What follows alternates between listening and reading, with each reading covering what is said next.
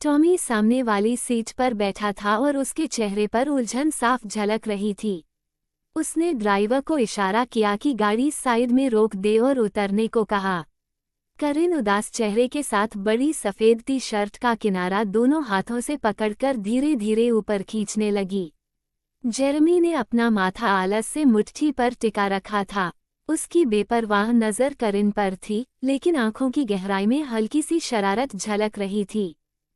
Alpha enterprises वापस पहुंचने पर रिचर्ड, जो जनरल मैनेजर था, अपने बॉस अल्फ्रेड से बुरी तरह डांट खा रहा था। वजह थी रिश्तेदारों को बिना ढंग से परखे नौकरी पर रखना। अल्फ्रेड ने उसे आखिरी चेतावनी दी कि अगर वह उस दिन का नुकसान नहीं संभाल पाया और होल्डन्स के साथ प्रोजेक्ट की डील फेल हुई, तो उसे भी अपनी निकम्मी रिश्तेदार जोई की तरह दफ्तर छोड़ना पड़ेगा।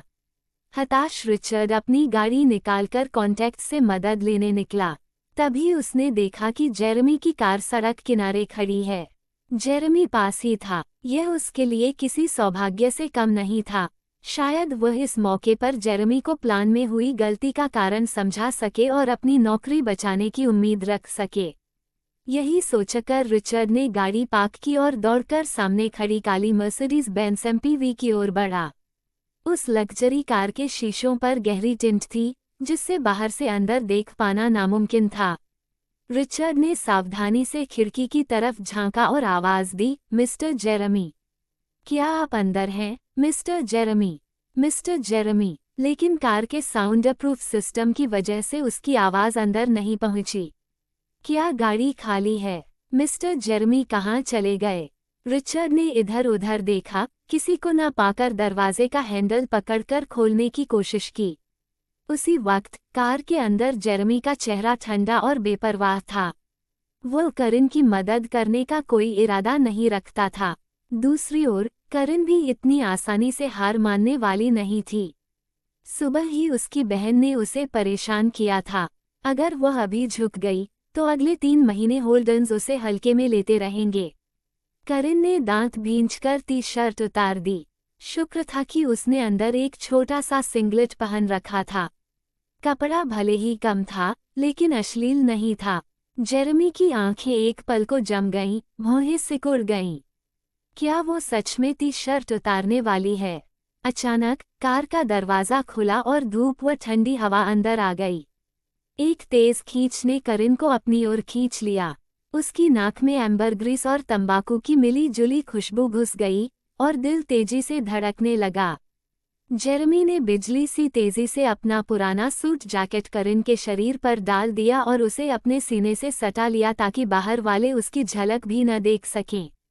रिचर्ड ने दरवाज़ा खोला और यह नज़ारा देखा। मिस्टर जेरेमी अपनी बाहों में एक औरत को पकड़े हुए थे। उस औरत का चेहरा जेरेमी के सीने में छुपा था और वह आदमी के कपड़ों में लिपटी थी। नीचे नजर गई तो बस गोरी पतली टांगें नजर आईं। वो दंग रह गया, उसका मुंह खुला का खुला रह गया। फौरन समझ गया कि उसने कुछ ऐसा देख लिया है जो उसे नहीं देखना चाहिए था। पसीना पसीना होकर बोला, आह, माफ कीजिए मिस्टर जेरेमी, मैं बाहर से आपको पुकार रहा था, पर कोई जवाब नहीं मिला तो। जेरेमी ने औरत को कसकर पकड़े रखा और ठंडी नजरों से देखकर गरजा, दफा हो जाओ। रिचर्ड ने तुरंत दरवाज़ा बंद कर दिया और माथे का पसीना पोंछा। डर और बेचैनी उसके चेहरे पर साफ थी। जेरेमी की पर्सनल टाइम में खलल डालकर उसने अपनी मुसीबत और बढ़ा ली थी। करिन इतनी कसकर पकड़ी गई थी कि उसकी सांस घुटने लगी। उसने छटपटाकर सिर बाहर निकाला और भौहें चढ़ाकर बोली, आप कर क्या रहे हैं मिस्टर? जेरेमी ने नीचे देखा। लड़की के चेहरे पर नाराजगी साफ थी। वह हैरान था कि वह अभी भी उससे खफा थी। अगर वह कुछ न करता तो वह पूरी तरह नंगी हो जाती। क्या उसे शर्म नाम की कोई चीज नहीं? जेरेमी ने गंभीरता से उसे छोड़ते हुए कहा, वो शर्ट तुरंत पहन लो। तुम अब होल्डन्स की बहू हो, तुम्हारा हर काम होल्डन्स की इज्जत से जुड़ा है। आगे से ऐसी शर्मनाक हरकत मत करना। शर्मनाक? उतारने को तो तुमने ही कहा था। करिन ने तंज कसा, मतलब अब मैं तुम्हारी शर्ट पहन सकती हूँ? जेरेमी ने हल्का भान सिकोड़कर होठों पर हल्की मुस्कान लाई। ये लड़की सच में हिसाब बराबर करने वाली निकली। हाँ, पहन लो। करिन ने नाक सिकोड़कर शर्ट पहन ली। जेरेमी ने उसे दोबारा नहीं देखा। वह मुड़ा, कार से उतरा और दरवाज़ा जोर से बंद किया। रिचर्ड कांपते हुए टॉमी से बोला, मिस्टर टॉमी, मैंने जानबूझकर नहीं किया। आप मेरी तरफ से मिस्टर जेरेमी को समझाइए। इसी बीच जेरेमी कार से उतरा। रिचर्ड झटके से झुका और हकलाते हुए बोला, मिस्टर जेरेमी, माफ़ कीजिए। मैंने जानबूझकर दरवाज़ा नहीं खोला था। जेरेमी की ठंडी नज़रें उस पर जमी। क्या देखा तुमने? रिचर्ड घबराकर सिर हिलाने लगा। कुछ नहीं, बिल्कुल कुछ नहीं। टॉमी झुककर बोला, सर, आपकी बहन का फ़ोन आया था तो मैं थोड़ी देर के लिए दूर चला गया। मेरी गलती थी कि ध्यान नहीं रहा। जेरेमी ने टॉमी को ठंडी नज़रों से देखा, कुछ नहीं कहा। उसने सिगरेट जलाई और रिचर्ड की तरफ देखा। अब जब तुम मेरी कार तक आ ही गए हो तो बताओ क्यों आए हो? रिचर्ड फौरन बोला, मिस्टर जेरेमी, मैं रिचर्ड चैनिंग, अल्फा एंटरप्राइजेस से। हम कंपनी में मिले थे। आज जो गलती आपने देखी वो एक इंटर्न की वजह से हुई थी। वो हमारी कंपनी का असली स्तर नहीं है। कृपया हमें एक और मौका दें। जेरेमी ने भान उठाते हुए पूछा, मैनिपुलेटेड? वही जिसने तुम्हारा सिस्टम ठीक किया था। रिचर्ड झिझक गया, फिर बोला, नहीं, दूसरा इंटर्न था। दोनों को निकाल दिया गया है। आगे से कोई गलती नहीं होगी। जेरेमी ने कालेपन भरे चेहरे से कहा, शी वॉज फायर्ड, और टॉमी को इशारा किया। जेरेमी कार की ओर बढ़ गया। रिचर्ड उसके पीछे पीछे भागा। मिस्टर जेरेमी, बस 20 मिनट का समय दे दीजिए। टॉमी ने बीच में रोककर कहा, उसने साफ कहा है कि उसके पास समय नहीं है। रिचर्ड, अब और परेशान मत करो। रिचर्ड मजबूरी में पीछे हट गया और जेरेमी की कार जाते हुए देखता रह गया। जेरेमी को रिचर्ड की बातों से कोई मतलब नहीं था। उसकी सोच अब कार के अंदर बैठी औरत पर थी। इसी बीच करिन को घुटन महसूस हुई। उसने खिड़की नीचे कर दी। रिचर्ड ने ऊपर देखा और दंग रह गया। जेरेमी की कार में बैठी औरत हूबहू करिन जैसी दिख रही थी, वही करिन जिसे उसने उसी दिन नौकरी से निकाला था। करिन ने जेरेमी की टी शर्ट फिर से पहन ली थी, लेकिन उसने उस जैकेट को भी पहन रखा था जो जेरेमी ने उसे दी थी, क्योंकि खिड़की से बाहर की ठंडी हवा अंदर आने देने के बाद उसे थोड़ी ठंड लग रही थी। सुना है कि अब तुम बेरोजगार हो। जेरेमी की गहरी आवाज़ सुनकर करिन चौंक गई। वह कार की खिड़की से बाहर जाते नज़ारों को यूं ही घूर रही थी। करिन के होंठ हल्के से फड़के। हाँ, और इसके लिए तुम्हारा ही शुक्रिया। जेरेमी हाथ में रखे दस्तावेज पलट रहा था। मैंने कंपनी को मौका दिया था, लेकिन फिर भी ऐसी गलतियां हो गईं जो नहीं होनी चाहिए थीं। मेरे मानकों के हिसाब से ऐसी योजना में निवेश करने लायक कुछ नहीं है। करिन ने उबासी ली, मानो उसे नींद आ रही हो। ओह, मुझे वजह बताने की ज़रूरत नहीं है, मिस्टर। आखिरकार अब मैं अल्फा एंटरप्राइजेस की कर्मचारी नहीं हूँ। जेरेमी कुछ पल चुप रहा। फिर वह दस्तावेज पलटते हुए सहज लहजे में बोला, अगर तुम किसी कंपनी में इंटर्नशिप ढूंढ रही हो तो कार रोको। करिन ने उसकी बात बीच में काट दी और खिड़की से सिर बाहर निकाल लिया। उसकी आंखें चमक रही थीं, जैसे उसे कुछ नजर आ गया हो। जैसे ही ड्राइवर ने ब्रेक लगाया, करिन ने दरवाज़ा खोला और उतर गई। वह तेजी से सामने बने बस स्टॉप की ओर भागी और उसी समय पहुंची बस पर चढ़ गई। उसने खिड़की के पास की सीट ली, अंदर से हाथ बाहर निकाला और पीछे खड़ी मर्सिडीज बेंज की ओर अंगूठा ऊपर कर इशारा किया। फिर धीरे धीरे उसी अंगूठे को नीचे घुमा दिया, जैसे उनकी खुलकर निंदा कर रही हो। बस धीरे धीरे चल पड़ी और करिन ने अपना छोटा सा हाथ वापस खींच लिया। टॉमी की कनपटियों में दर्द उठने लगा जब उसने ये देखा। करिन वाकई एक अनोखी लड़की थी। सच कहे तो पूरे न्यू कैपिटल सिटी में, या शायद पूरे देश में, कोई भी जेरेमी के सामने इतनी बेअदबी करने की हिम्मत नहीं कर सकता था। सर, उसने आपका सूट जैकेट भी अपने साथ ले लिया है। इंटरनेशनल ट्रेड सेंटर का उद्घाटन आज दोपहर होना है और आपको वहां रिबन काटने जाना है। किसी से दूसरा मंगवा लो। जेरेमी ने भौहें नीचे झुकाई और उदास चेहरे के साथ दस्तावेज देखने लगा। जी सर, टॉमी ने फिर कहा, आपकी बहन ने मुझे कॉल किया था। वो कह रही थी कि वो अस्पताल में भर्ती है। जेरेमी ने हल्के से सिर उठाया। पिछली बार जब मैंने उसे देखा था तो वो ठीक थी। अब अस्पताल क्यों? टॉमी ने फ्रांसीन की बात दोहराई। असल में मिस करिन ने आपकी बहन का सिर टॉयलेट बाउल में डुबो दिया था, जिससे उसने कई घूंट गंदा पानी पी लिया। आपको पता है, आपकी बहन को सफाई को लेकर अजीब जुनून है। उसे इतनी घिन आई कि सुबह से लगातार उल्टियां कर रही थी। नतीजा ये हुआ कि उसे डिहाइड्रेशन हो गया और अस्पताल में ड्रिप लगवानी पड़ी। डॉक्टर ने क्या कहा? डॉक्टर कह रहे थे कि यह गंभीर नहीं है। कुछ दिन ड्रिप और खाना मिलने पर वो ठीक हो जाएगी। लेकिन वो बहुत बड़ा मुद्दा बना रही है और चाहती है कि आप मिस करिन को सबक सिखाएं। जेरेमी का चेहरा बिल्कुल शांत रहा। ग्रैंडमा हमेशा फ्रांसीन को बिगाड़ती रही है। वो जिद्दी लड़की है। करिन भले ही तेज मिजाज की है, लेकिन वो बिना वजह झगड़ा शुरू नहीं करेगी। इस बार फ्रांसीन को सबक लेने दो। शायद आगे से वो अपने गुस्से पर काबू पाना सीख जाए। हमें उसकी चिंता करने की जरूरत नहीं है। टॉमी जेरेमी के करिन के प्रति नरमी देखकर चौंक गया। उसने कुछ पल सोचा और फिर बोला, वो मिस करिन को आज नौकरी से निकाल दिया गया है, तो क्या आप चाहेंगे कि मैं उसके लिए कोई जॉब का इंतजाम करूं? जेरेमी ने बेपरवाही से कहा, इसकी चिंता मत करो। बस अगले 3 महीने उस पर नजर रखो ताकि वो परिवार की इज्जत पर कोई दाग न लगाए।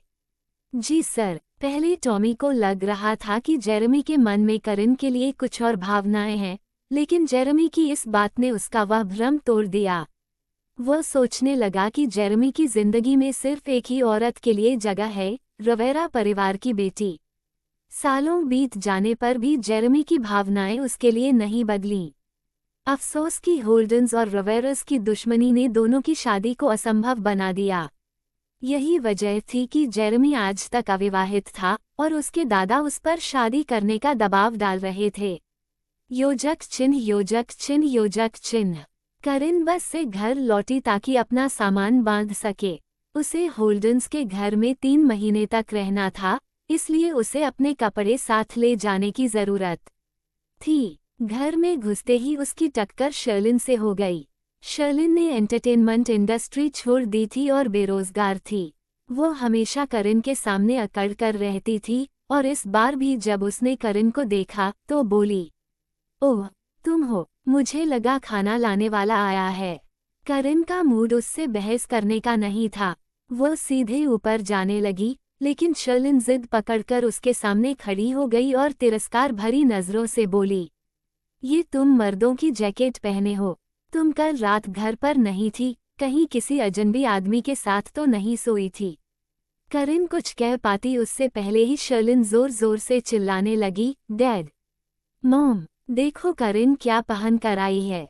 मावन कमरे से बाहर आए और करिन को सूट जैकेट में देखकर चेहरा सख्त हो गया। करिन, तुम मर्दों की जैकेट क्यों पहने हो? कल रात कहाँ थी? लिलियना भी पीछे पीछे आए और घबराई हुई बोली, ये कैसी हरकत है? शादी से पहले मर्दों के कपड़े पहनकर यूं घूमना ठीक नहीं है। हम कारेफ से एक इज्जतदार परिवार हैं। शर्लिन ने और आग लगाई। डैड, करिन तो सड़क पर मर्द ढूंढती फिरती है। माँ ने जितने अच्छे रिश्ते दिखाए उसने सब ठुकरा दिए और अब देखो उसकी हालत। मावन का चेहरा और गुस्से से भर गया। सच सच बताओ करिन, ये कपड़े किसके हैं? करिन ने शांति से जवाब दिया, आज सुबह मेरे कपड़े गंदे पानी में भीग गए थे। ये मैंने किसी से उधार लिए हैं, धोने के बाद लौटा दूंगी। शर्लिन ने हंसते हुए कहा, उधार? कोई यकीन नहीं करेगा। मावन पूरी तरह संतुष्ट नहीं था। और कल रात कहाँ थी? करिन बोली, कल मैंने एक कमरा किराए पर लिया और वहीं रही। आज अपना सामान लेने आई हूँ, क्योंकि अब वहीं रहूंगी। मावन ने भौहें सिकोड़ी। तुम्हें घर छोड़ने की क्या जरूरत है? लिलियना ने शक भरे लहजे में कहा, कहीं करिन किसी मर्द के घर तो नहीं रहने लगी? ये बहुत गलत है। अगर उसकी इज्जत चली गई तो न उसकी शादी होगी, न हमारे परिवार की इज्जत बचेगी। शर्लिन ने भी ताना मारा, हाँ, इज्जत की बात करने का कोई फायदा नहीं। रात बाहर बिताकर और मर्दों के कपड़े पहनकर घर लौट आई है। मावन ने निराश नजरों से करिन को देखा। करिन मुस्कुराई और बोली, आपकी चिंता का धन्यवाद, लेकिन मैं कोई खास नहीं हूँ। मेरी वजह से कारेफ्स की इज्जत पर कोई असर नहीं पड़ेगा। असल में हमारी प्यारी बहन शर्लिन तो सुपरस्टार है। उसकी जरा सी अफवाह भी ट्रेंडिंग न्यूज़ बन जाती है। उसे अपनी इज्जत और मर्यादा का ध्यान रखना चाहिए। कहीं ऐसा न हो कि पत्रकार लिख दे कि वो किसी शुगर डैडी के सहारे जी रही है। तब आंट लिलियना उसकी शादी को लेकर सचमुच परेशान हो जाएंगी। शर्लिन गुस्से से दांत पीसने लगी। किसने कहा कि मैं शादी नहीं कर सकती? करिन ने व्यंग्य से कहा, अरे हाँ, कल ही तो तुम शादी कर चुकी हो। कहाँ है तुम्हारे नए पति जेरेमी? मुझे अपने नए जीजा से मिलवाओगी नहीं? ये सुनते ही माहौल ठंडा पड़ गया। मावन का गुस्सा फूट पड़ा और उसने गुस्से में लिलियना और शर्लिन की ओर घूरा। पिछले दिन की घटना का जिक्र ही उसकी नसों में खून खौला देने के लिए काफी था। करिन ने आगे कहा, जब तक मैं पढ़ाई कर रही थी, यहाँ रहना सही था। लेकिन अब मैं कामकाजी इंसान हूँ और स्वतंत्र रहना चाहती हूँ। आप निश्चिंत रहिए, मैं बाहर जाकर भी आपके नाम पर कोई दाग नहीं लगाऊंगी। मावन ने करिन को देखा और महसूस किया कि वो लिलियना और शर्लिन से कहीं ज्यादा समझदार है। आखिरकार उसने हाथ हिलाते हुए कहा, ठीक है, तुम्हारी मर्जी। जाना चाहो तो जा सकती हो। वैसे भी ये घर अब बदकिस्मती से भरा हुआ है। धन्यवाद, डैड। करिन ने लिलियना और शर्लिन की तरफ एक ठंडी नज़र डाली और ऊपर चली गई। जब वो कपड़े बदल रही थी, शर्लिन अचानक कमरे में घुस आई। वो कुछ कहने ही वाली थी कि उसकी नज़र जैकेट के अंदर छपे ब्रांड के लोगो पर पड़ी। वह एफए का था, एक लग्जरी ब्रांड, और ऊपर से यह उनकी बेस्पोक वीआईपी लाइन का था। शर्लिन सोच में पड़ गई कि गांव से आई करिन जैसी लड़की के पास इतनी महंगी मर्दों की जैकेट कैसे आ सकती है। शर्लिन ने जल्दी से जैकेट उठाए और पूछा, सच बताओ करिन, तुम्हें ये सूट जैकेट कहाँ से मिली? और तुम ऐसे आदमी को जानती भी कैसे हो जो इतने महंगे कपड़े पहनता हो? करिन ने कपड़ों को नापसंदगी भरी नज़र से देखा। महंगा है क्या? किसी अंकल ने मेहरबानी करके मुझे कपड़े उधार दिए।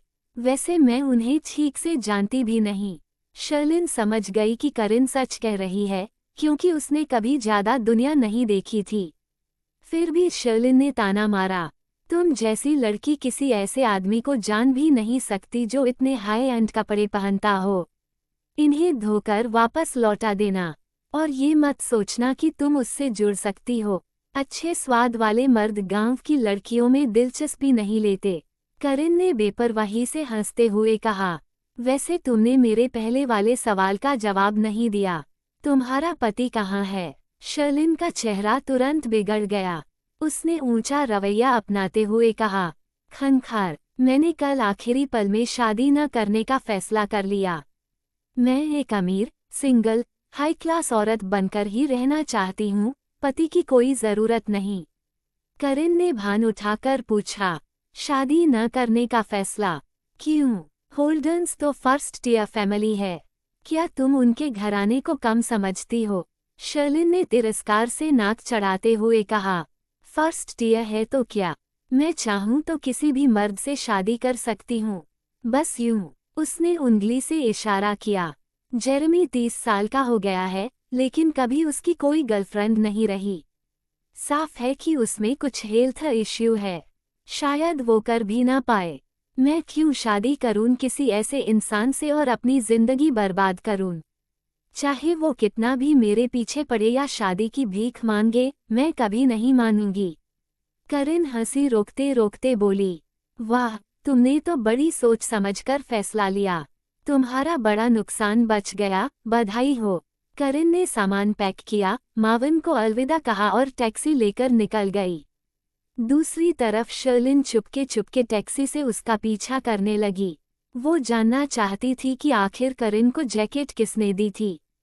क्योंकि जो आदमी इतने महंगे कपड़े बनवाता है उसकी दौलत अरबों में होती है। फेल हुई शादी ने उसे बुरी तरह शर्मिंदा किया था। अगर अब वो किसी लंबे चौड़े, अमीर और हैंडसम आदमी को पकड़ ले तो दोबारा रिश्तेदारों और दोस्तों के सामने इज्जत पा सकती थी। टैक्सी ओल्ड टाउन स्ट्रीट पर रुकी। करिन उतरी, सामान लेकर एक छोटे से जर्जर रेस्तरां में गई और अकेले बैठकर खाना खाने लगी। दूर से कार में बैठी शर्लिन ने उसे देखा और हंस पड़ी। उसे लगा कि करिन ने शायद जिंदगी में कुछ बड़ा कर लिया है क्योंकि इतने महंगे कपड़े पहन पाई, लेकिन आखिरकार वो फिर भी गली कूचे के सस्ते रेस्तरां में ही खा रही थी। गरीबी की आदतें कहाँ जाती हैं। शर्लिन अभी हंस ही रही थी कि किसी ने उसकी कार की खिड़की पर दस्तक दी। उसने शीशा नीचे किया तो सामने एक ट्रैफिक ऑफिसर खड़ा था।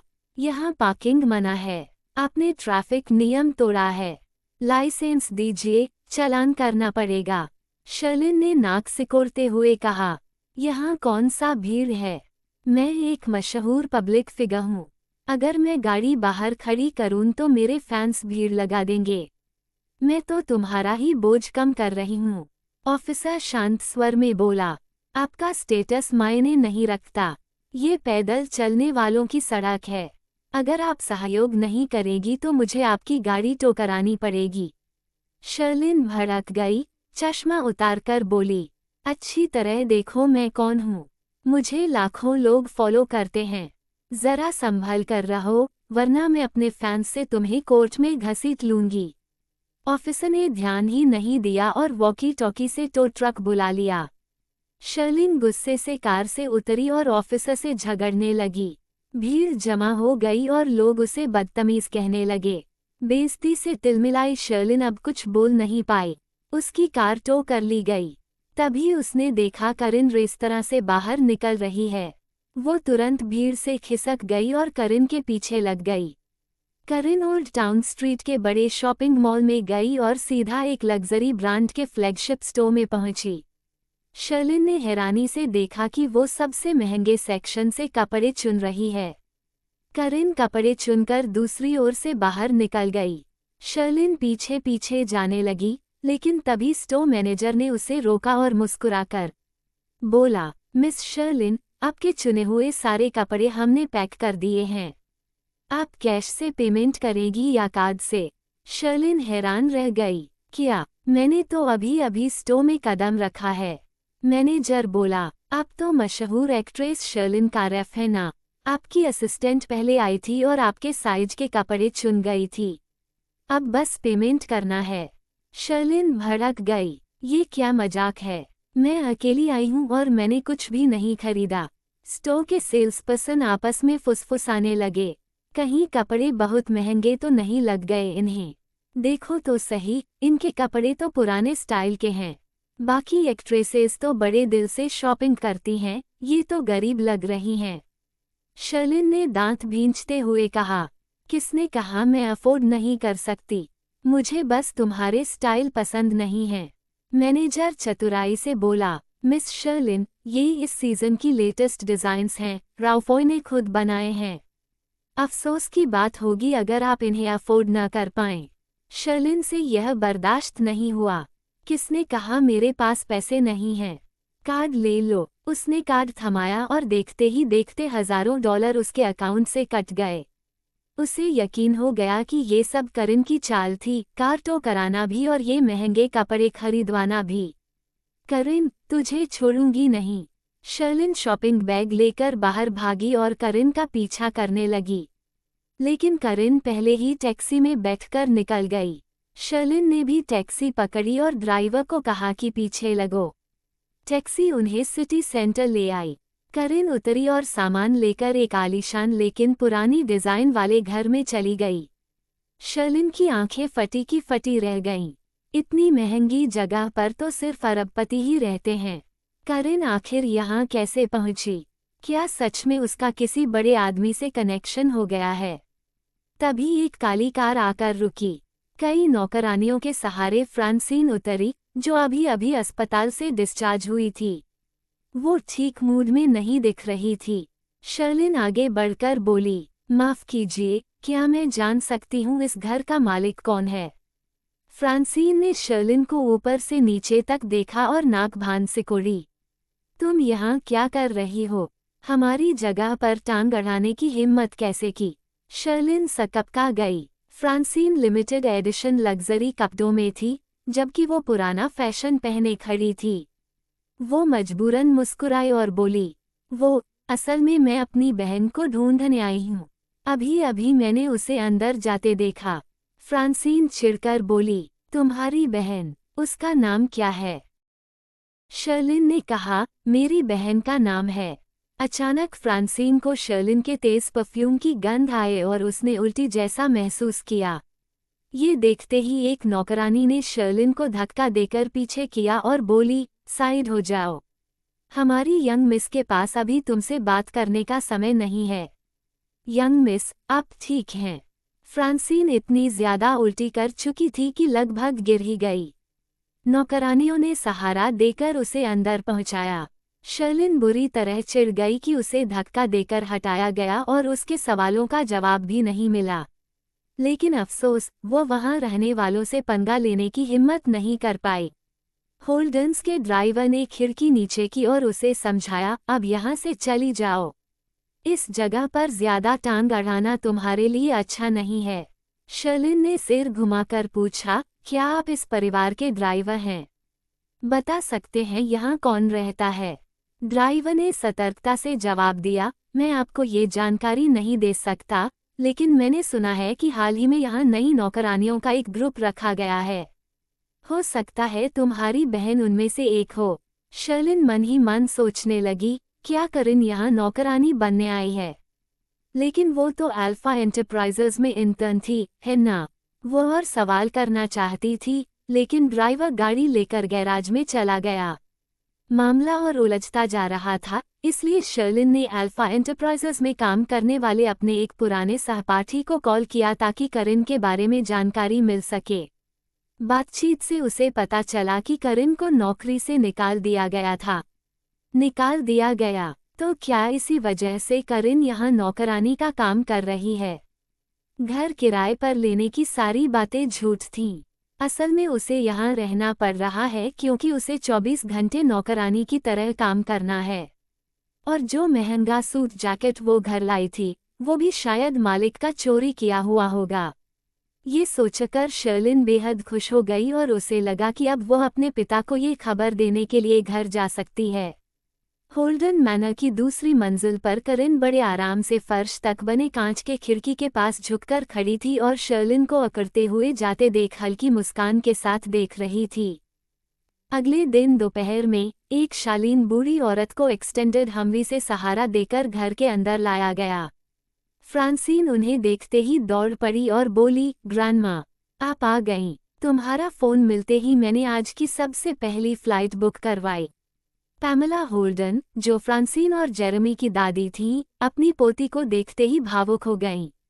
फ्रांसीन, पिछली बार से अब तक तुमसे नहीं मिली, लेकिन इस बीच तुम बहुत दुबली लग रही हो।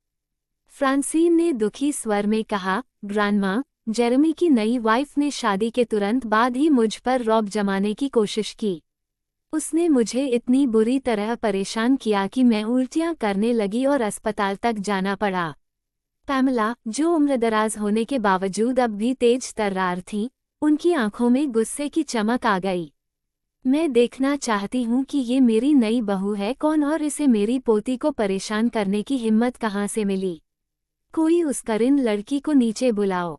फ्रांसीन ने पैमेला को सोफे पर बैठाया और उनके पास लिपटकर मीठी मीठी बातें करने लगी। आज करिन की खैर नहीं।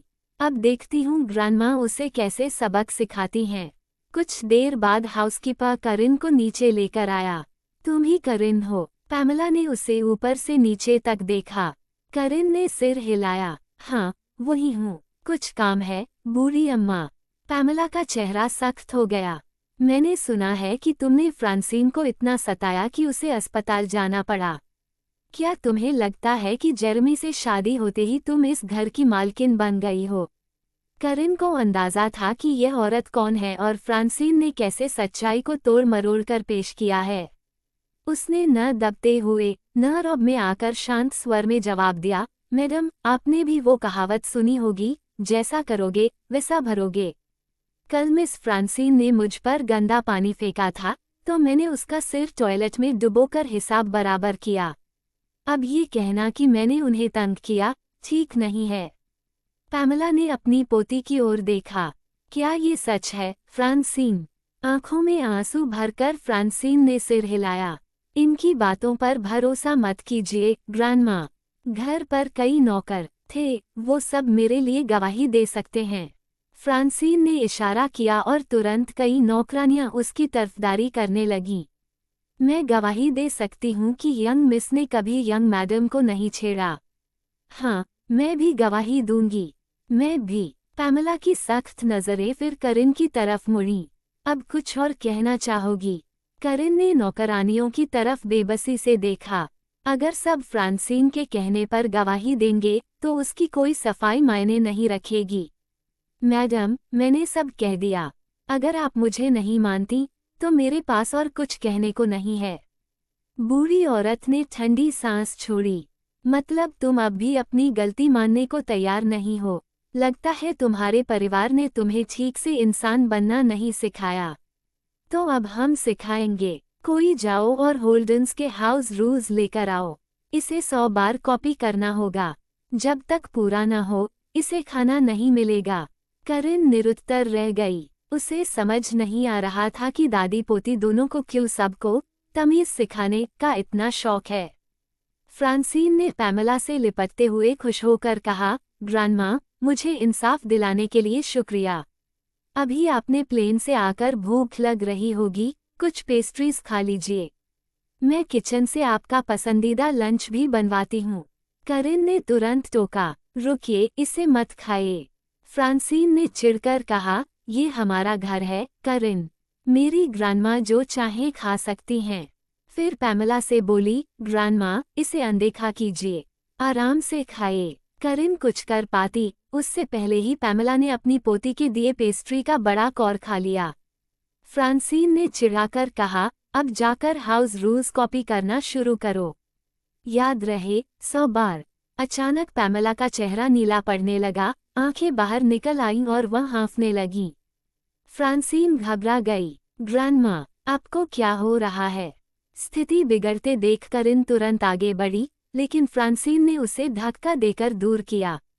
दूर हो जाओ, मेरी ग्रैंडमा को हाथ मत लगाना। करिन बोली, उनकी जान खतरे में है। रास्ते में मत आओ। फ्रांसीन चिल्लाई, खतरा? असली खतरा तो तुम हो मेरी ग्रैंडमा के लिए। दूर हटो उनसे। मजबूरी में करिन ने फ्रांसीन को जोर से थप्पड़ मारा और वह गिर गई। फिर करिन तुरंत पैमेला को थामकर उसके पेट को पकड़कर ऊपर नीचे करने लगी। फ्रांसीन ने अपना चेहरा पकड़कर चीखते हुए कहा, आह! करिन पागल हो गई है। वो ग्रैंडमा को मारना चाहती है। तुम सब खड़े खड़े क्या कर रहे हो? मेरी ग्रैंडमा को बचाओ। होल्डन्स के मेल सर्वेंट्स करिन को घेरने लगे, लेकिन पैमेला उनके कब्जे में होने की वजह से वे कुछ कर नहीं पा रहे थे। पास मत आना, करिन ने पैमेला को पकड़ते हुए पीछे हटते हुए कहा। मैडम, हमारी मैडम को छोड़ दो। कोई पागलपन मत करना। अचानक एक ठंडी आवाज गूंजी, ये हंगामा किस लिए है? जैसे ही जेरेमी अंदर आया, माहौल भारी हो गया। फ्रांसीन तुरंत उसकी बाहों में गिर पड़ी, जैसे वो उसका रक्षक हो। तुम्हें ग्रैंडमा को बचाना होगा। करिन ने उन्हें पकड़ रखा है और वो मरने वाली हैं। जेरेमी का चेहरा गंभीर हो गया। उसने करिन की ओर देखा, जो अब भी उसकी दादी को पकड़े थी। तुम्हें एक बूढ़ी औरत पर हाथ उठाने की हिम्मत कैसे हुई? करिन कुछ समझाने ही वाली थी कि फ्रांसीन फिर बीच में बोली, उसने ग्रैंडमा को गुस्सा दिलाया और सजा मिली थी कि हाउस रूल्स कॉपी करे। लेकिन अब वो बदला लेने के लिए ग्रैंडमा को तंग कर रही है। जेरेमी, वो औरत पागल है। तुम्हें तुरंत उसे तलाक देना चाहिए। जेरेमी ने फ्रांसीन को हटाकर टॉमी को पकड़ाया और उसकी खतरनाक नजरें करिन पर टिक गईं। उसने आदेश दिया, अगर अपनी जान बचाना चाहती हो तो मेरी ग्रैंडमा को अभी छोड़ दो। करिन ने कहा, रुको। जेरेमी चिढ़कर बोला, किस लिए? उसी वक्त पैमला बुरी तरह खांसने लगी और तभी करिन ने उसे छोड़ दिया। होल्डन्स के नौकर तुरंत उनकी मदद करने दौड़े। जेरेमी ने अपनी दादी को हाँफते और खांसते देखा तो गुस्से से करिन का गला पकड़ लिया। तुम्हारी हिम्मत कैसे हुई मेरी ग्रैंडमा के साथ ऐसा करने की? करिन हवा में लटक गई, उसका चेहरा लाल पड़ गया और उसे जेरेमी की आंखों में छिपा हुआ खतरनाक जानलेवा इरादा साफ महसूस हुआ। करिन का चेहरा बैंगनी पड़ गया। तभी पैमला ने घबराकर सांस संभाली और हड़बड़ाकर बोली, जेरेमी, उसे छोड़ दो। जेरेमी ने तुरंत अपनी पकड़ ढीली की और करिन को जमीन पर धकेल दिया। फिर पैमला के पास जाकर पूछा, आप कैसी महसूस कर रही हैं? पैमला ने कमजोर हाथ हिलाया। मैं ठीक हूँ, अभी थोड़ी देर पहले मेरे गले में प्रून का बीज फंस गया था, लेकिन करिन ने हाइमलक मनूवर करके मेरी जान बचाई। देखो, वही बीज जमीन पर पड़ा है, मैंने उसे थूक दिया था। जेरेमी कुछ पल को ठिठक गया और जमीन पर पड़े उस छोटे प्रून पिट को देखा। फिर उसने करिन की तरफ निगाह डाली और हल्का सा भौहें सिकोड़ लीं। करिन जमीन से उठी और अपना हाथ सहलाया, जो जेरेमी द्वारा बेरहमी से धकेले जाने के बाद दर्द कर रहा था। वह पैमला के पास गई और बोली, मॉम, वो पेस्ट्रीज मैंने आज सुबह अपने लिए बनाई थीं। मुझे बिना बीज निकाले प्रून इस्तेमाल करना पसंद है क्योंकि बेक करने पर उसमें हल्की सी कड़वाहट आती है। हालांकि बुजुर्गों के लिए ये ठीक नहीं होता। इसके लिए मैं तहे दिल से माफ़ी चाहती हूँ। उसने झुककर ईमानदारी से माफ़ी मांगी, फिर जेरेमी की ओर देखा। आपको डॉक्टर बुला लेना चाहिए ताकि वो उन्हें चेक कर लें, मिस्टर, मेरा मतलब जेरेमी। इतना कहकर वो ऊपर अपने कमरे की ओर चली गई। जेरेमी की निगाहें करिन की सीधी और पतली पीठ पर ठहर गईं और उसके मन में अजीब सी भावनाएं उठीं। योजक चिन्ह, योजक चिन्ह, योजक चिन्ह। पैमला को उस पूरे हादसे से हल्का सा सदमा लगा था और वो कमरे में आराम करने के बाद ही सो पाईं।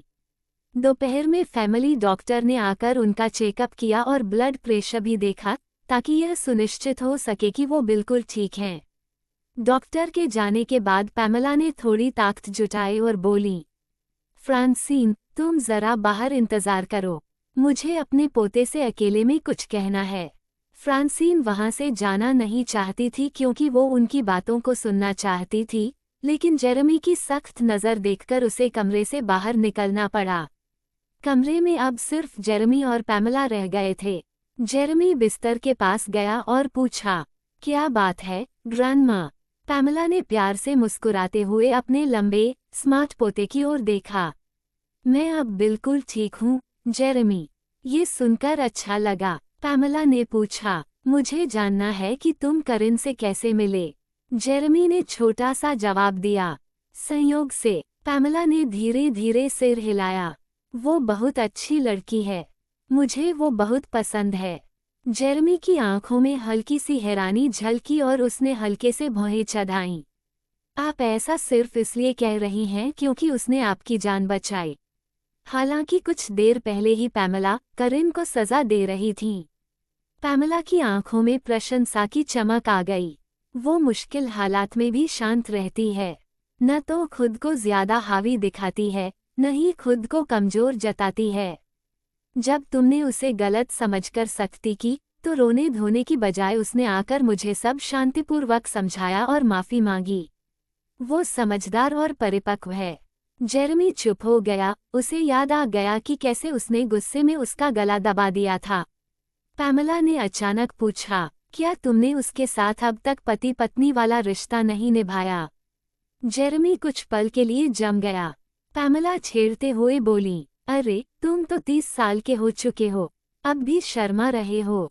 जेरेमी निरुत्तर था। पैमला ने गंभीरता से कहा, जेरेमी, मुझे पता है कि तुमने अपने जिद्दी दादाजी को मनाने के लिए जल्दी में शादी कर ली, लेकिन मेरी नज़र में तुमने अच्छी पत्नी चुनी है। शादी कोई खेल नहीं होती। मुझे उम्मीद है कि तुम दोनों एक दूसरे के साथ सुखी जीवन बिताओगे। जेरेमी को लगा कि पूरी सच्चाई बताना ठीक नहीं होगा। पैमला ने और कहा, मैं तुम्हारी शादी में शामिल नहीं हो पाई थी क्योंकि मैं तुम्हारे दादाजी की सर्जरी की तैयारी में थी। लेकिन आज मैं तुम्हारी शादी की गवाह बनूंगी। और हाँ, आज रात अपना रिश्ता पूरा करना मत भूलना, ताकि तुम्हारे दादाजी जल्द ही अपने परपोते को गोद में उठा सकें। जेरेमी का चेहरा गंभीर हो गया। ग्रैंडमा, इस बारे में मैं सोचता हूँ। पैमेला ने उसे बीच में ही रोक दिया। अगर तुमने मेरी बात नहीं मानी तो मैं तुम्हारे दादाजी को बता दूंगी कि तुमने उन्हें नकली शादी दिखाकर धोखा दिया है। तुम जानते हो उनका स्वभाव कैसा है, वो गुस्से में फिर से बीमार पड़ जाएंगे। जेरेमी ने भौहें दबाकर कहा, मैं किसी को कह दूंगा कि आपके लिए खाना ऊपर भेज दे। अब आप आराम कीजिए। इतना कहकर वह बाहर निकल गया। लेकिन पैमेला ने जाते जाते फिर चिल्लाया, आज रात मुझे निराश मत करना। करिन की आंखें फैल गईं और वह हैरानी से जेरेमी को घूरने लगी जब उसने देखा कि वह एक हाथ से पुशअप्स कर रहा था। उसने एक हाथ से उसका मुंह ढक रखा था और कंबल दोनों पर डाल दिया था, जिससे सिर्फ उनके सिर ही बाहर थे। दोनों कुछ देर तक खाली नजरों से एक दूसरे को देखते रहे, जैसे जेरेमी का चेहरा उसके बिल्कुल करीब उठ गिर रहा हो। कोई भी देखता तो यही सोचता कि वे किसी रोमांटिक पल में खोए हुए हैं। करिन को थोड़ी घबराहट हुई और उसने उसका हाथ हटाते हुए कहा, मिस्टर, आप। जेरेमी ने नीचे झुकते हुए उसके कान में फुसफुसाया, तुमने कहा था कि अपना काम अच्छे से निभाओगी, तो अब मुझे साथ देना पड़ेगा। इसलिए हिलना डुलना बंद करो। करिन उसे घूर ही रही थी कि उसने दरवाजे पर हलचल देखी। पैमेला ने दरवाज़ा हल्का सा खोला हुआ था और चुपके से झांक रही थी। ओह, अब समझ आया। करिन ने धीरे से पूछा, क्या आप चाहते हैं कि मैं आवाज़ें भी निकालूं? जेरेमी थोड़ी देर के लिए रुक गया और फिर आंखें सिकुड़कर बोला, तुम्हें आती भी हैं। करिन ने आत्मविश्वास से उसकी ओर देखा और जेरेमी ने चिढ़ाने वाले अंदाज में कहा, तो फिर करके दिखाओ। करिन ने गहरी सांस ली और नाटक करना शुरू किया, ये हबी, MMH। Come on, yes yes, do that, MMMHHH। ओ ये एफ। जेरेमी की आंखों का मजाकिया भाव तुरंत गायब हो गया और उसने झट से उसका मुंह ढक दिया। करिन ने भौहें सिकोड़ते हुए MGGH किया। अगर आवाज दबाकर आती तो और भी असली लगती। दरवाजे का छोटा सा छेद धीरे धीरे बंद हुआ और पैमेला संतोष से मुस्कुराती हुई वहां से चली गई। करिन ने फिर उसका हाथ हटाया और गुस्से से बोली, आपकी ग्रैंडमा चली गईं, मिस्टर।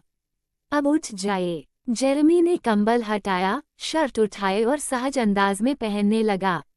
करिन ने सिरहाने टिकते हुए ताने भरे अंदाज में कहा, आपकी उम्र में भी 6 पैक एब्स बनाए रखना बड़ी अनुशासन वाली बात है। इस उम्र में जेरेमी का शरीर तन गया। उसे लगता है मैं कितना बूढ़ा हूँ। जेरेमी ने मजाक में कहा, अगर तुम ऐसे ही घूरती रहोगी तो मुझे लगेगा कि तुम्हें मेरे शरीर में दिलचस्पी है। करिन ने मुंह पोंछा और बोली, मुझे सिर्फ आपके एब्स पसंद हैं, बाकी आप मेरे टाइप नहीं हो। जेरेमी मुस्कुराया और उसकी ठुड्डी पकड़कर पूछा, तो फिर तुम्हारा टाइप क्या है? करिन ने शरारत से कहा, गुड बॉय वाला टाइप, जो मुझे मॉमी बुलाए। जेरेमी ने हंसकर ताना मारा, तुम इसे भी मर्द कहती हो? करिन ने आंखें घुमाईं। तो आपका टाइप क्या है, मिस्टर? जेरेमी चुप रहा। करिन ने भौं उठाते हुए अंदाजा लगाया, शायद आपको सुपर सेक्सी वाली लड़कियां पसंद हैं, है ना? जेरेमी झुककर बोला, जब तक वो तुम्हारी तरह बेड पर चीयरलीडर बनने वाली बच्चियां नहीं हों। इतना कहकर वो उसकी ठुड्डी छोड़कर बाथरूम चला गया। करिन मुस्कुराई। उसे पता था कि पैमेला घर पर है, इसलिए जेरेमी उस रात उसी के साथ रहेगा। हालांकि उसे उसमें कोई दिलचस्पी नहीं थी, फिर भी उसके साथ एक कमरे में रात बिताना उसे अजीब लग रहा था। जब जेरेमी बाहर आया, करिन गेम खेलते खेलते सो चुकी थी। जेरेमी ने मोबाइल लॉक करके साइड में रखा और हल्के से उसे कंबल में ढक दिया। फिर वह सोफे पर जाकर लेट गया। अगली सुबह जेरेमी कमरे में नहीं था। करिन बेफिक्र होकर बिस्तर पर बैठी मोबाइल चला रही थी। अचानक उसे एरन रोड का मैसेज आया, हे बॉस, मुझे नेली निम्फिया की असली पेंटिंग मिली है। जगह हैप्पी क्राइज ऑक्शन हाउस, जल्दी आओ। ये सुनकर करिन तुरंत तैयार होकर नीचे गई, जहां पैमेला किचन से बाहर आ रही थी। उसने विनम्रता से कहा, गुड मॉर्निंग माम। पैमला ने भौहें चढ़ाईं। मुझे माम मत कहो, ग्रैंडमा कहो। करिन ने सुधरते हुए कहा, गुड मॉर्निंग ग्रैंडमा। पैमला खुश होकर मुस्कुराई। आओ, मैंने तुम्हारे लिए नाश्ता बनाया है। ये सुनकर नौकरानियां हैरान रह गईं। जेरेमी की नई पत्नी के लिए खुद ओल्ड लेडी ने खाना बनाया। करिन जल्दी में थी, लेकिन मना करना ठीक नहीं समझा। उसने बैठकर खाते हुए कहा, थैंक यू ग्रैंडमा, ये बहुत स्वादिष्ट है। पैमला खुश हुई और जोर दिया कि वह और खाए। दरअसल उसने खाने में प्रेगनेंसी सप्लीमेंट्स डाल दिए थे क्योंकि वह परपोते के लिए उत्साहित थी। तभी फ्रांसीन नीचे आए और बोली, गुड मॉर्निंग ग्रैंडमा। पैमला का चेहरा गंभीर हो गया। बिल्कुल सही समय पर आई हो फ्रांसीन, अभी अपनी भाभी से माफी मांगो। फ्रांसीन चौंक गई। क्या मैं उससे माफी मांगूं? उसने मुझे परेशान किया था। पैमला ने सख्ती से कहा, नौकरानियों ने मुझे बताया कि तुमने पहले करिन पर गंदा पानी फेंका था, तभी उसने तुम्हारा सिर टॉयलेट में डुबोया। अब तुरंत माफी मांगो। फ्रांसीन ने मजबूरी में कहा, आई एम सॉरी। करिन ने मुस्कुराते हुए कहा, कोई बात नहीं। फिर पैमला को नमस्ते करके वहां से निकल गई। करिन जाते ही फ्रांसीन रोने लगी। ग्रैंडमा, आपने मेरा साथ क्यों नहीं दिया? पैमला ने ठंडे स्वर में कहा, मैं उसी का साथ दूंगी जो मेरे साथ अच्छा बर्ताव करेगा। और वह तुम्हारी भाभी है, उसे इज्जत दो। फ्रांसीन बड़बड़ाई, लेकिन जेरेमी उसे पसंद नहीं करता, उसे रेव की बेटी पसंद है। पैमला का चेहरा कठोर हो गया। चुप, उस परिवार और उनकी बेटी का नाम भी मत लेना। पीकराइज ऑक्शन हाउस। एरन, न्यू मून ग्रुप का प्रेसिडेंट करिन के साथ चलते हुए बोला, बॉस, ये नेली निम्फिया की असली पेंटिंग गीस इन लेट ऑटम है। शुरुआती बोली 7.5 लाख है। नेली निम्फिया करिन की मां का पेन नेम था। सब उसे मरी हुई बताते थे, लेकिन करिन को उसकी डेथ सर्टिफिकेट का भी नहीं मिली। अपनी मां को ढूंढने का सुराग बस यही था कि वह दुनिया भर में बिखरी उनकी पेंटिंग्स खोजे। करिन ने पूछा, हमारे अकाउंट में कितने पैसे हैं एरन? करीब 7.5 मिलियन, बाकी प्रोजेक्ट्स में लगे हैं। इतना काफी है। वो अंदर जाने ही वाली थी कि तभी जेरेमी की गाड़ी वहां आकर रुकी। ये बूढ़ा आदमी यहाँ क्या कर रहा है? करिन ने सोचा। बॉस, क्या हम अंदर नहीं जा रहे? एरन ने पूछा। करिन वहीं जमीन पर जैसे जम गई थी। उसकी नज़र जेरेमी पर थी, जो कार से उतरकर पीकराइज ऑक्शन हाउस में दाखिल हो रहा था। भौहें सिकोड़कर उसने कहा, मैंने किसी को देखा है जिससे मैं मिलना नहीं चाहती। थोड़ा इंतजार करते हैं, फिर अंदर चलेंगे। एरन ने उसी दिशा में देखा। वो तो जेरेमी लग रहा है, होल्डन्स वाला। क्या आप उन्हें जानती हैं? करिन के चेहरे पर नफरत झलक रही थी। ज्यादा नहीं। योजक चिन्ह, योजक चिन्ह, योजक चिन्ह। नीलामी हॉल 2 मंजिलों में बटा था। पहली मंजिल पर आम खरीदार बैठते थे, जबकि दूसरी मंजिल पर वीआईपी खरीदार जो अपनी पहचान छुपाना चाहते थे। उन्हें बस कमरे के नंबर से पहचाना जाता था। जेरेमी कमरे नंबर 1 में था और करिन कमरे नंबर 7 में। कुछ मामूली कलाकृतियों की नीलामी होने के बाद मंच पर कांस्य ब्रॉन्ज की एक पुरानी कला सेट लाई गई। नीलामीकर्ता ने उसका इतिहास और मूल्य समझाया और बोली शुरू की, $1.5 मिलियन से 2 मिलियन, 3 मिलियन, 4 मिलियन। आखिरकार कमरे नंबर 1 के रहस्यमयी खरीदार ने 4 मिलियन की ऊंची बोली लगाकर कांस्य कला सेट हासिल कर लिया। दर्शकों में हैरत की सांसें उठीं। कमरे नंबर 7 में बैठे करिन ने सोफे पर आलस से टेक लगाकर चैन की सांस ली। जेरेमी शायद उसी सेट पर नजर गड़ाए हुए था, और अब जब वो मिल गया तो वह शायद जल्दी चला जाएगा। अगली वस्तु है मशहूर इम्प्रेशनिस्ट चित्रकार नेली निम्फिया की गीस इन लेट ऑटम, जिसकी शुरुआती बोली है 7,50,000। 8 लाख। खरीदार नंबर 3 से। नंबर 11, 9 लाख। नंबर 5, 9,50,000। करिन ने ठुड्डी उठाकर एरन को इशारा किया। 1.5 मिलियन। खरीदार नंबर 7 से। हॉल में फिर से फुसफुसाहट फैल गई। सब जानना चाहते थे कि आखिर नंबर 7 के पीछे कौन सा ताकतवर खरीदार है। नीलामीकर्ता ने गिनती शुरू की। 1.5 मिलियन, 1 बार, 2 बार, 3 बार और गैवल गिरने ही वाला था कि कमरे नंबर 1 से टॉमी ने बोर्ड उठा दिया। नीलामीकर्ता भी चौंक गया और भी उत्साहित स्वर में बोला, 3 मिलियन, खरीदार नंबर 1 से। सभी फिर से दंग रह गए। अब सबको लगा कि पेंटिंग पर खरीदार नंबर 1 और नंबर 7 के बीच जबरदस्त टक्कर होगी। करिन भौहें चढ़ाकर सोच रही थी कि जेरेमी अब भी वहां क्यों था। एरन झल्लाकर बोला, मिस्टर जेरेमी का क्या मसला है? बस अपनी दौलत दिखाना चाहता है। करिन ने शांत स्वर में कहा। बोली और बढ़ाओ, एरन। ठीक है, 4 मिलियन, खरीदार नंबर 7 से, और 5 मिलियन, खरीदार नंबर 1 से, 6 मिलियन, खरीदार नंबर 7 से। क्या कोई 7 मिलियन देगा? जी हाँ, 7.5 मिलियन, खरीदार नंबर 1 से। 7.5 मिलियन, 1 बार, 2 बार। करिन को गुस्सा आ गया। समस्या ये थी कि उसके पास पैसे कम थे। एरन ने सलाह दी, बॉस, अगर यह पेंटिंग आपके लिए इतनी ज़रूरी है, तो हम फिलहाल प्रोजेक्ट के फंड इसमें डाल सकते हैं। करिन ने सिर हिलाया, नहीं, मैं कंपनी का पैसा अपने निजी कामों में नहीं लगा सकती। कोई और तरीका निकालूंगी। अभी जेरेमी को रहने दो। एरन ने मजबूरी में हामी भरी। आखिर नीलामीकर्ता ने गैवल गिराकर सौदा पक्का किया। घोषित हुआ कि खरीदार नंबर 1 ने गीस इन लेट ऑटम 7.5 मिलियन में जीत लिया। सब हैरान थे कि इतनी बड़ी रकम देकर एक कम लोकप्रिय पेंटिंग खरीदी गई। लोग सोचने लगे कि अमीर लोग सच में पैसा किसी भी तरह उड़ा सकते हैं। करिन सोच में डूबी रही। उसकी माँ ने नेली निम्फेया के नाम से सिर्फ शौकिया पेंटिंग बनाई थी। वो बहुत प्रसिद्ध तो नहीं थी और उनकी पेंटिंग्स की मांग भी कम थी। जेरेमी ने इतनी ऊंची बोली क्यों लगाई? या तो वो उसकी माँ को जानता था या किसी तरह उससे जुड़ा हुआ था। योजक चिन्ह, योजक चिन्ह, योजक चिन्ह। उसी समय 2 खूबसूरत रिसेप्शनिस्ट उनके कमरे में कॉफी और मिठाई लेकर आईं। एक ने अचानक चौंककर कहा, करिन, तुम यहाँ इस कमरे में कैसे बैठ गईं? करिन ने नज़र उठाई। यह जोई थी जो अल्फा एंटरप्राइजेस से निकाले जाने के बाद यहाँ रिसेप्शनिस्ट की नौकरी कर रही थी। जोई ने पहले करिन को देखा, फिर एकदम हैंडसम और स्टाइलिश सूट पहने एरन पर नज़र डाली। उसके चेहरे पर जलन थी।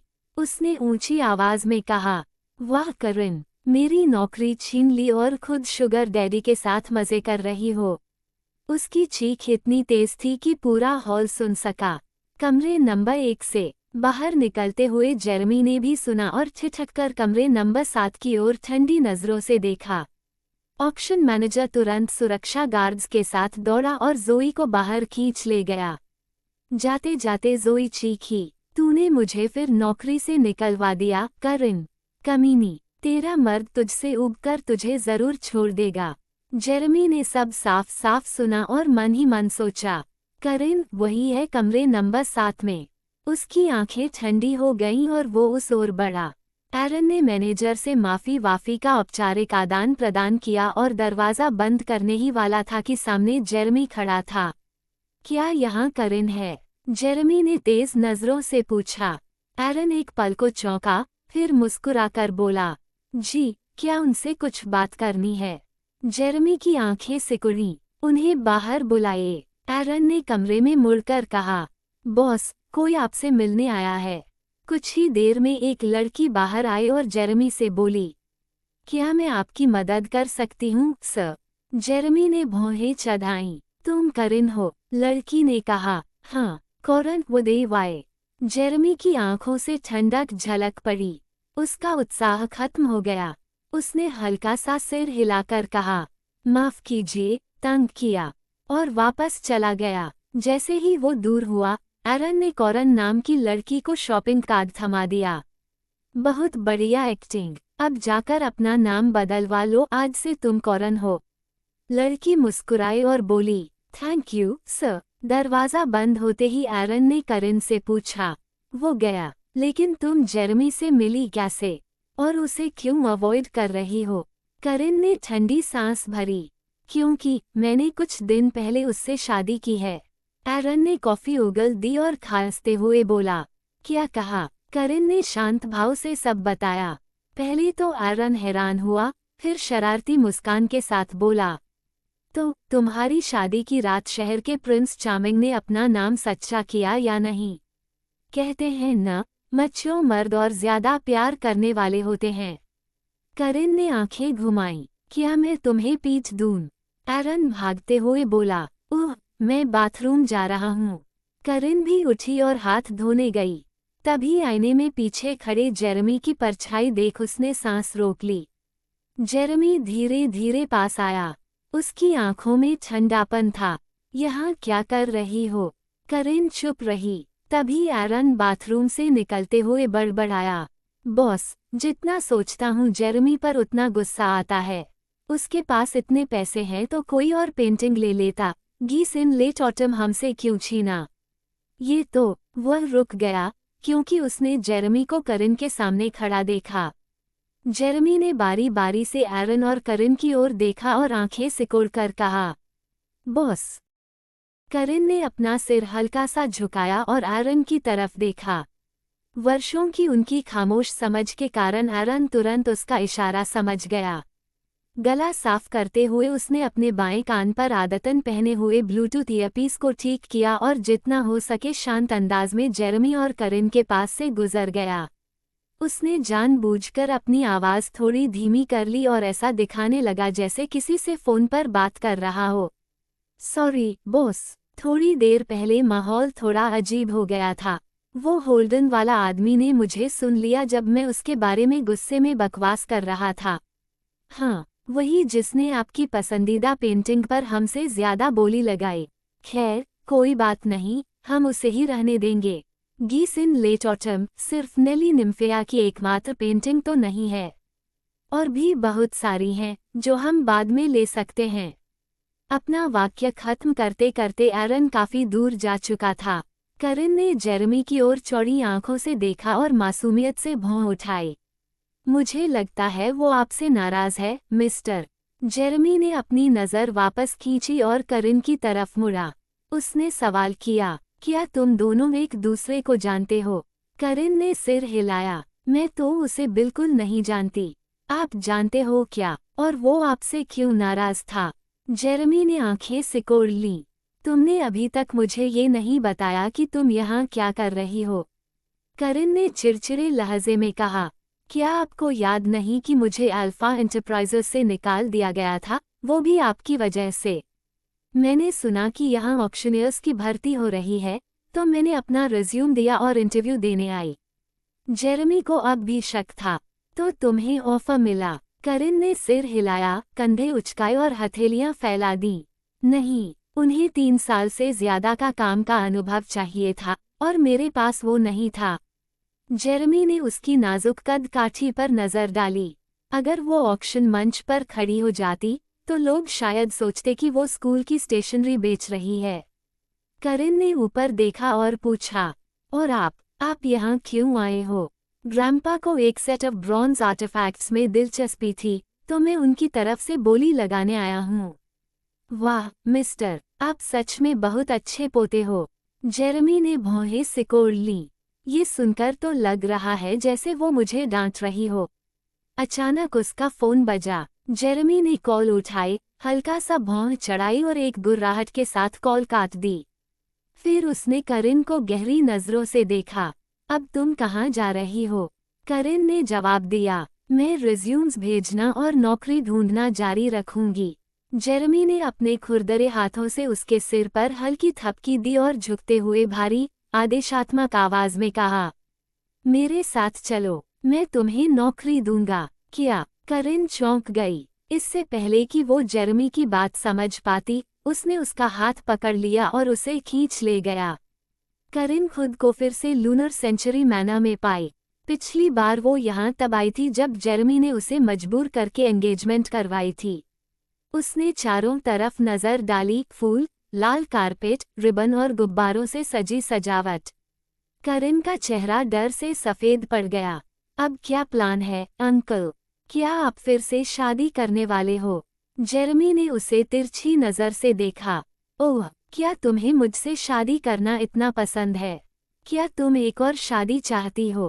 करिन ने तुरंत आंखें घुमाई और मुड़ने ही वाली थी कि एक साफ महिला स्वर गूंजा, अंकल। उसने आवाज की तरफ देखा और पाया कि एक युवती शादी का जोड़ा पहने जेरेमी की तरफ भागती आ रही थी।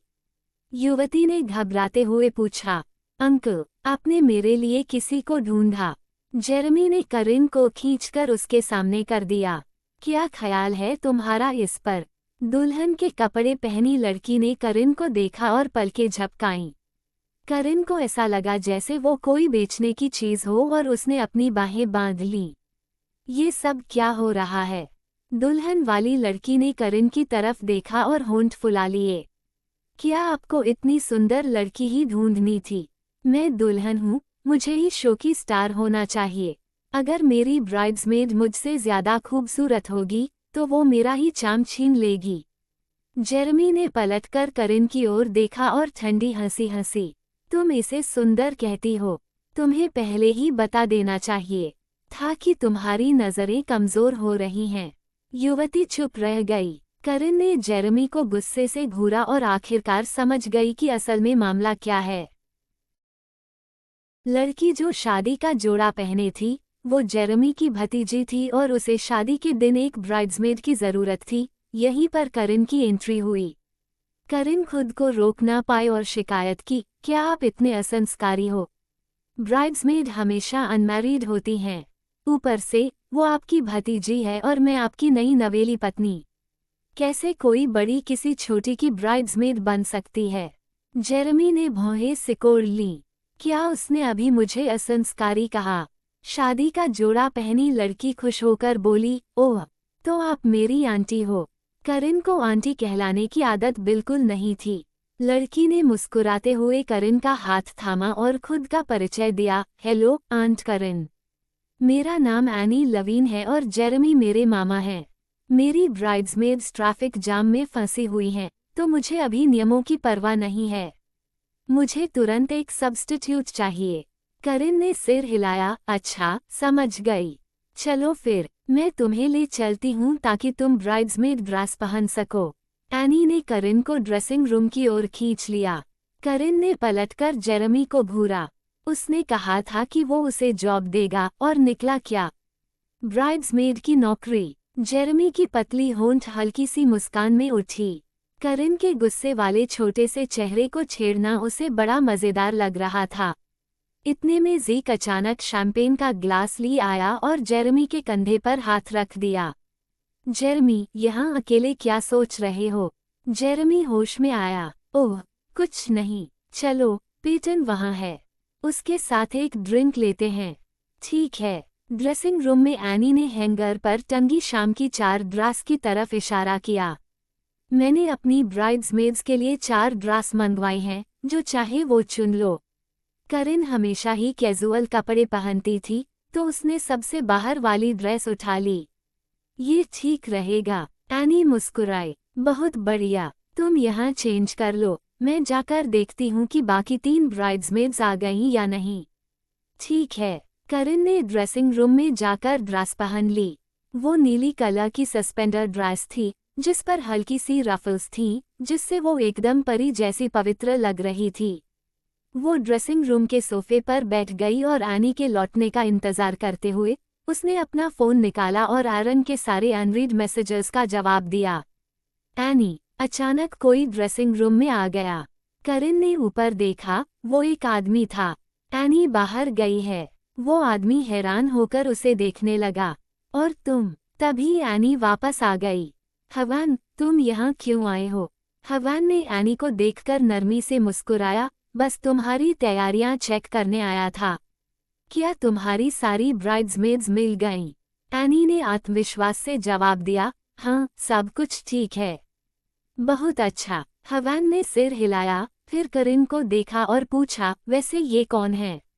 एनी ने मुस्कुराकर करिन को आगे खींचा और परिचय कराया, ये ब्राइड्समेड है जिसे मेरे अंकल ने ढूंढा है।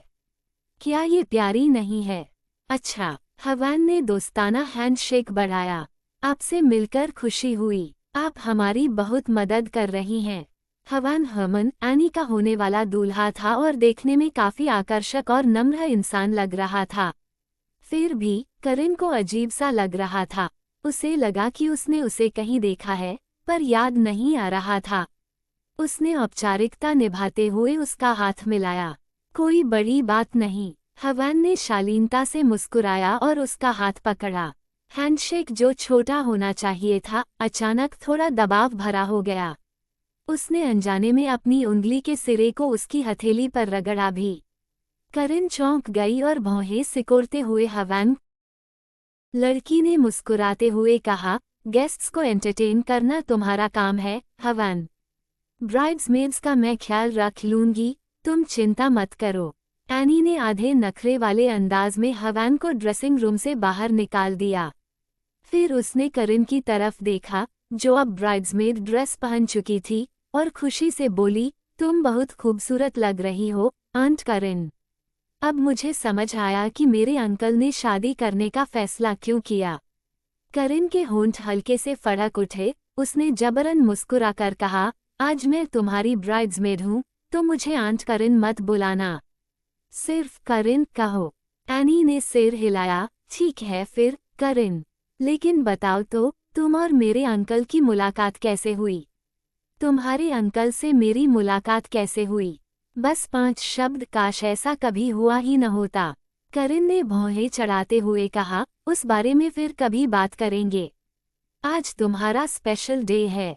हमें तो ये बात करनी चाहिए कि तुम और तुम्हारे होने वाले हस्बैंड कैसे मिले। एनी को अपनी लव स्टोरी सुनाने में बहुत मजा आया। औरतें अक्सर अपने बॉयफ्रेंड की बुरी बातें छिपा लेती हैं, इसलिए वो बस ये बताती रही कि वो दोनों कितने स्वीट और परफेक्ट हैं। थोड़ी देर में 2 और लड़कियां ड्रेसिंग रूम में आईं, जो एनी ने पार्ट टाइम ब्राइड्समेड्स के तौर पर हायर की थीं। एनी ने उन्हें बदलने के लिए ड्रेसेस दी और फ़ोन कॉल आते ही जल्दी से बाहर चली गई। जाने से पहले उसने करिन से कहा कि चौथी और आखिरी ब्राइड्समेड को रिसीव कर लेना, वो जल्दी आने वाली है। कुछ मिनट बाद दरवाज़ा खुला और ज़ोई अंदर चली आई। ब्राइड्समेड ड्रेस कहाँ है? करिन ने हाथ उठाकर इशारा किया, वहाँ। ज़ोई ने उसे देखा और उसका चेहरा घृणा से बिगड़ गया। करिन, तुम यहाँ भी? तुम यहाँ क्या कर रही हो? करिन सोफे पर आराम से टिककर फ़ोन स्क्रॉल कर रही थी। उसने ऊपर देखा और शांत स्वर में जवाब दिया, मैं ब्राइड्समेड हूँ और शादी बचाने आई हूँ। ज़ोई ने हाल ही में अपनी नौकरी खो दी थी और उसकी क्रेडिट कार्ड की तारीख नज़दीक थी। उसे ऑनलाइन $300 वाली ब्राइड्समेड जॉब मिली तो वो फौरन आ गई। लेकिन उसे उम्मीद नहीं थी कि करिन भी पार्ट टाइम ब्राइड्समेड होगी। उसने तिरस्कार से करिन को देखा। वाह, ऑक्शन हाउस में तो तुम्हारा शुगर डैडी था, है ना? फिर यहाँ पार्ट टाइम ब्राइड्समेड का काम क्यों कर रही हो? क्या उसने तुम्हें छोड़ दिया? मुझे पूरा यकीन है, हाँ। करिन ने कोई जवाब नहीं दिया और बस फ़ोन स्क्रॉल करती रही। ज़ोई ने सोचा उसकी बात सच निकली और करिन शर्मिंदा है। उसने हंसते हुए ताना मारा, बिल्कुल सही हुआ। क्या तुम सच में सोचती थी कि वो अमीर लोग तुम्हें सीरियसली लेंगे? वो तो बस खेल रहे थे तुम्हारे साथ। करिन ने फिर भी उसे नज़रअंदाज किया। ज़ोई कुछ देर और ताने मारती रही, फिर चेंजिंग एरिया की तरफ बढ़ी। लेकिन जब उसने हैंगर पर बची हुई ब्राइड्समेड ड्रेस देखी तो उसका चेहरा उतर गया। उसे वो ड्रेस पसंद नहीं आई क्योंकि वो सिंपल थी और उसमें कोई खास डिज़ाइन नहीं था। उसने मुड़कर करिन की तरफ देखा, जो रफल्स वाली ड्रेस पहने थी, और अहंकारी लहजे में बोली, अरे, वो ड्रेस उतारो और मुझे दो। करिन ने भौं उठाए। क्यों? ज़ोई ने अकड़ते हुए कहा, क्योंकि तुमने मेरी नौकरी 2 बार छीनी है। तुम्हें मुझे चुकाना होगा। करिन ने ठंडी हंसी हंसी, मुझे याद है, मेरी नौकरी किसने छीनी थी। ज़ोई को कोई फर्क नहीं पड़ा। उसने हाथ बढ़ाकर जबरदस्ती ड्रेस उतारने की कोशिश की और बोली, ड्रामा बंद करो। मुझे वो दे दो। करिन के चेहरे पर झुंझलाहट आ गई और उसके हाथ मुट्ठी में बंध गए, लेकिन एनी की खुश मुस्कान याद आते ही उसने खुद को रोक लिया। आखिर ये एनी की शादी थी और ब्राइड्समेड्स का मिलना आसान नहीं रहा था। शादी शुरू होने वाली थी और सब कुछ स्मूथ रहना जरूरी था। ठीक है, मैं बदल लेती हूँ। ज़ोई ने संतोष से मुस्कुराया, यही तो बात है। ड्रेस बदलने के बाद ज़ोई ने आईने में खुद को हर एंगल से देखा और बहुत खुश हुई। उसे लगा कि वो सबसे खूबसूरत लग रही है।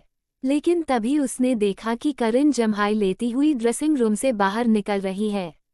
करिन ने वो सिंपल ड्रेस पहन ली थी जिसे ज़ोई ने नापसंद किया था, लेकिन उस ड्रेस में भी करिन की खूबसूरती और निखर गई थी। उसके कंधे और गर्दन पतली और नाजुक लग रही थी और उसकी त्वचा और भी गोरी और चमकदार दिख रही थी। असल में ड्रेसेस अच्छी नहीं थीं, बल्कि करिन ने उन ड्रेसेस को अपने शालीन और ग्रेसफुल अंदाज से शानदार बना दिया था।